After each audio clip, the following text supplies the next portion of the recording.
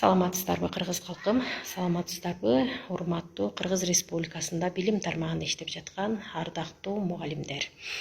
Жайкы эс алууңуздар кандай өтүп жатат?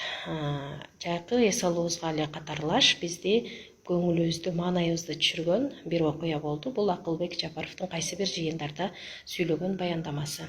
Анда бизди мугалимдерди Кудайдан жөө качканга теңегендиги бул көпчүлүк мугалимдерди аябай капаландырды. Ошол Акылбек мырза, сиз ошол мугалимдерди Кудайдан жөө качканга теңептирсиз.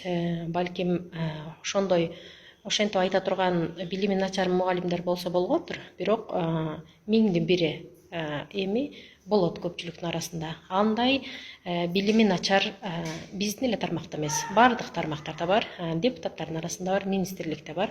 Туура жаза албай, Кыргызстандын кимин айта албаган депутаттарды деле көрүп жүрөбүз.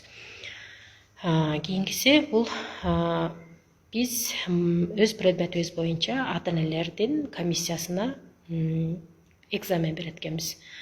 Бул сиз баяндаманы жасап жатканда же болбосо баяндама окуурдун алдында бир сыйра даярданып, жакшылап ошол окуяны акылга алжап, анализдеп чыксаңыз жакшы болмок экен да. Мындай нерсени сиз айтып аткан нерсе бул мен мисалы үчүн классымда 35 окуучу бар, 35 окуучунун ата энелеринин баардыгы кайсы жерде иштейт, эмне жумуш кылат, жашоо шарты кандай баардыгын билем. Менден 35 окуучумун ичинен бирөөсү бала бакчада тарбиячы, бирөөсү ошо начальник класстардын мугалими. Калгандары баардыгы эле билими жок, малчы, тракторист, жеке ишкер, ар кандай тармактарда иштеген ата энелер. Биз ошондо кандай, мен ошо тракторист, жеке ишкер же болбосо дыйканчылык менен бизнес кылып жүргөн ата энелерге экзамен беремби? Мен ушуну түшүнбөдүм.